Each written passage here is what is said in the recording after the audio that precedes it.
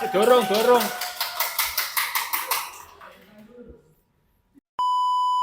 Assalamualaikum warahmatullahi wabarakatuh. Halo Blaster. Kembali lagi bersama saya Citra. Dan pada saat ini saya sudah berkesempatan bersama dengan narasumber kita yang sangat ahli di bidang cukai. Selamat sore Pak Herlambang. Selamat sore Mbak Citra. Gimana nih kabarnya Pak Herlambang? Alhamdulillah kabar baik. Kira-kira nih sudah berapa lama ya bekerja di Bea Cukai dan sudah pernah bertugas di mana saja? Ya, saya bertugas di Bea Cukai sejak tahun 2003. Sudah pernah bertugas di Sulawesi. Oh, Sulawesi sudah pernah ya? Sulawesi, kemudian ke Jakarta, setelah itu ke Surabaya, kemudian ke Kalimantan Utara, dan yang terakhir di Blitar. Wah, akhirnya kembali ke Jawa Kembali nih ke Pak Jawa, Herlambang ya. itu. Alhamdulillah. Nah, pada podcast kali ini kita akan melanjutkan pembahasan kita dari podcast sebelumnya, yaitu tentang cukai. Kali ini kita akan membahas lebih detail lagi tentang rokok ilegal. Mungkin Blaster masih ada yang belum tahu ya rokok ilegal itu apa. Boleh nggak ini dijelaskan Pak Lambang apa itu maksud dari rokok ilegal? Oh ya, jadi yang dimaksud dengan rokok ilegal adalah rokok-rokok atau hasil tembakau ya yang tidak sesuai dengan ketentuan di bidang cukai begitu. Jadi melanggar aturan di bidang cukai, kira-kira seperti itu Mbak Citra.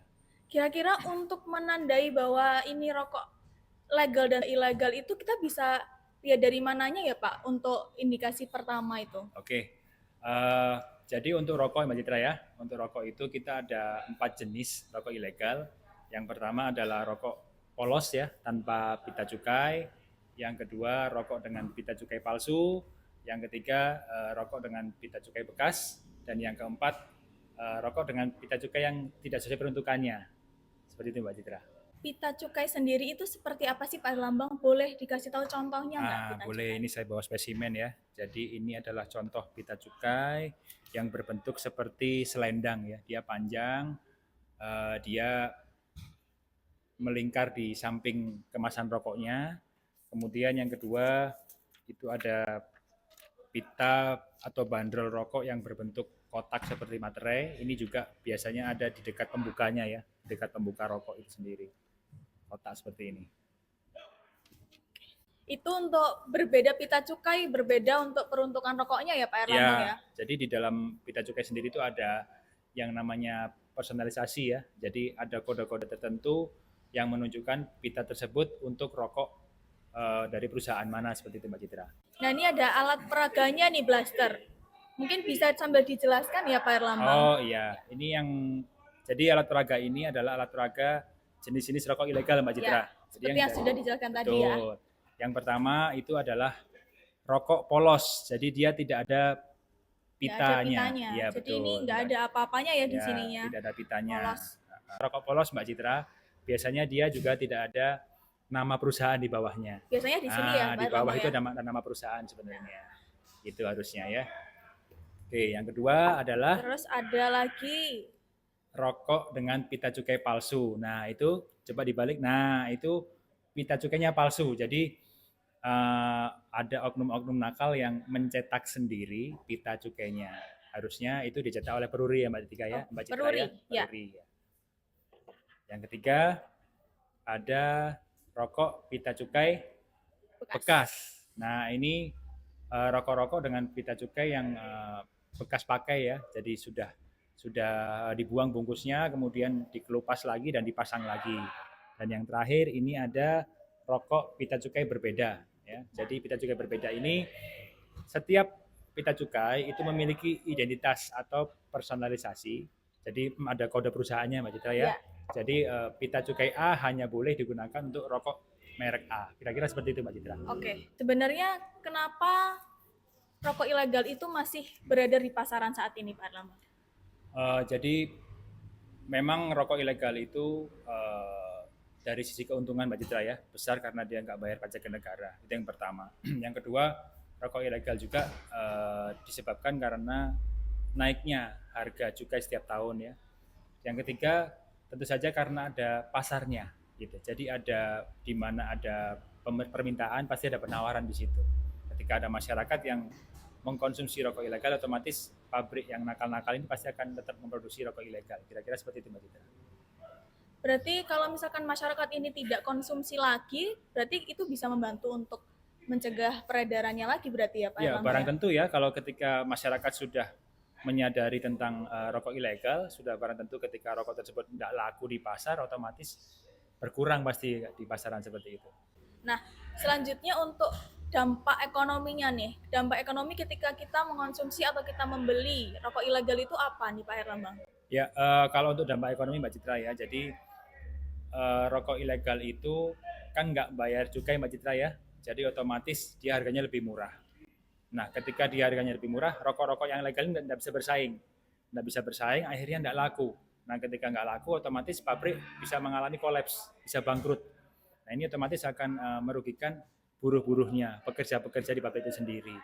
Dan kemudian untuk negara sendiri tidak ada pemasukan dari sektor cukai. Kira-kira seperti itu, yang mana dana cukai ini nanti kembali ke masyarakat lagi. Jadi sangat-sangat merugikan Mbak Citra. Kira-kira seperti itu Mbak Citra. Berarti nanti dari cukai yang sudah kita pungut nanti akan kembali ke daerah Betul. yang akan dikelola oleh pemerintah daerah seperti itu ya? Iya, jadi nanti akan dikembalikan ke daerah penghasil cukainya.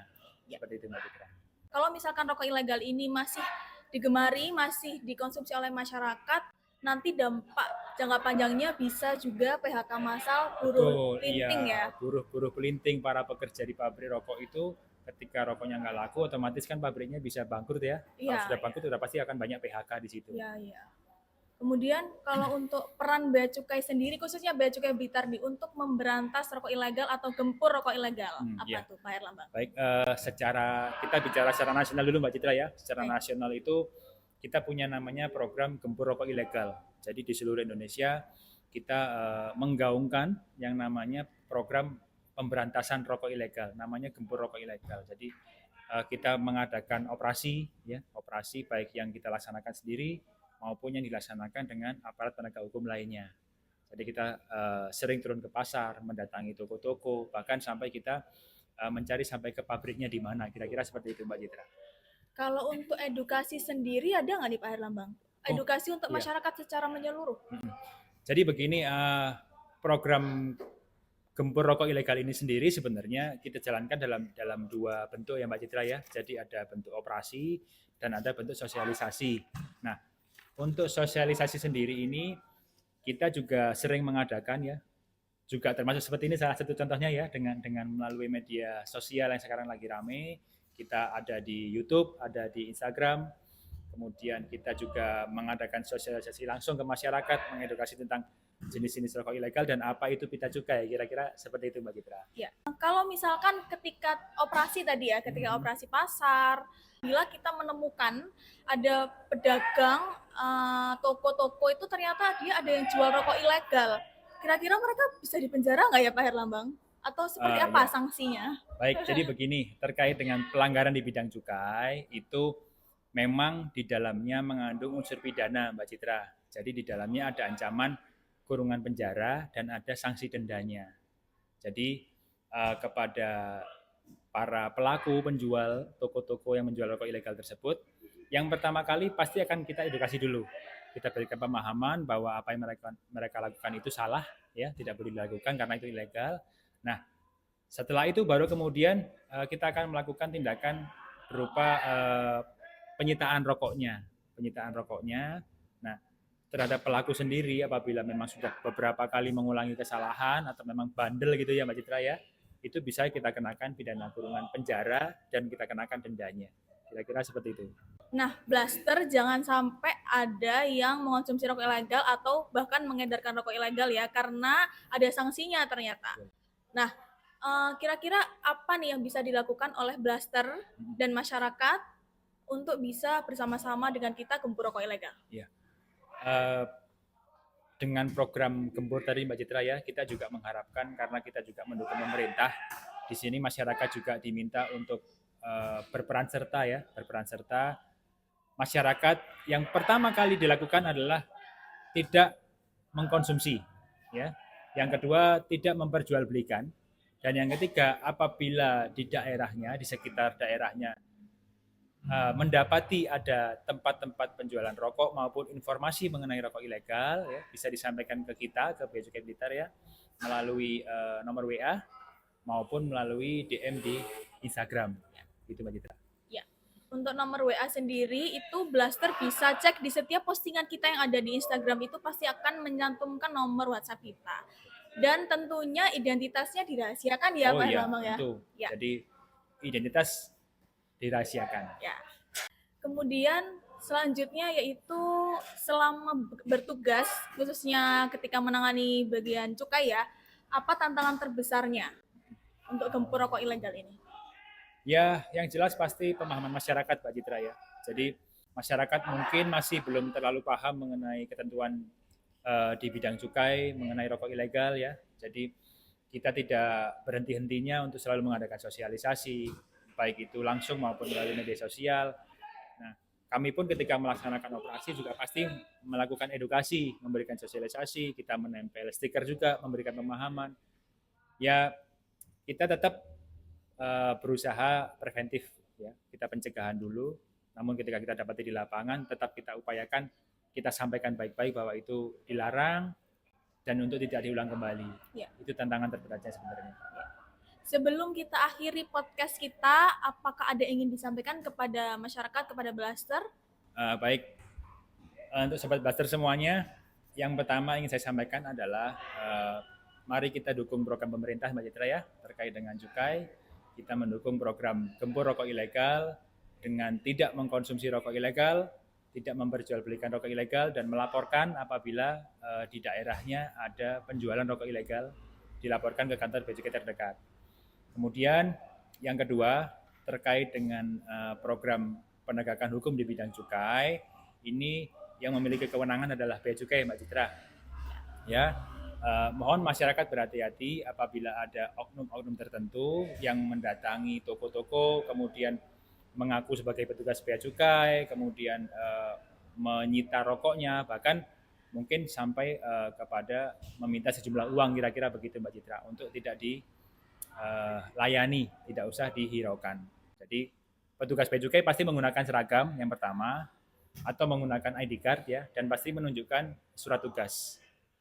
Itu untuk menandai petugas yang resminya. Resmi, betul. Ya. Bukan pura-pura menjadi petugas gitu ya Pak Herlambang ya. Hati-hati dengan orang yang berpura-pura menjadi petugas bea cukai. Biasanya disertai ancaman nggak itu Pak Herlambang? Iya, biasanya mereka akan menyampaikan tentang sanksi ya, tentang sanksi atau nanti akan dilaporkan kemana gitu ya. Nanti ending-endingnya, ujung-ujungnya pasti minta ditebus lah gitu intinya gitu. Iya. Jadi Blaster hati-hati terhadap penipuan yang mengatasnamakan bea cukai, dan juga kami ingatkan lagi untuk tidak mengonsumsi rokok ilegal dan laporkan ketika melihat atau mengetahui terkait dengan peredaran rokok ilegal. Baik, semoga penjelasan di podcast kali ini dapat bermanfaat untuk kita semua. Pastinya Blaster sudah sangat paham terkait rokok ilegal, jadi kita tidak perlu konsumsi rokok ilegal dan kita dukung industri dalam negeri yang resmi. Kemudian untuk podcast selanjutnya kira-kira kita membahas apa ya? Dan kalau misalkan ada pertanyaan boleh ditulis di kolom komentar. Thank you for watching. Assalamualaikum warahmatullahi wabarakatuh. Waalaikumsalam. Terima kasih Pak Herlambang. Terima kasih, selamat sore Mbak Citra.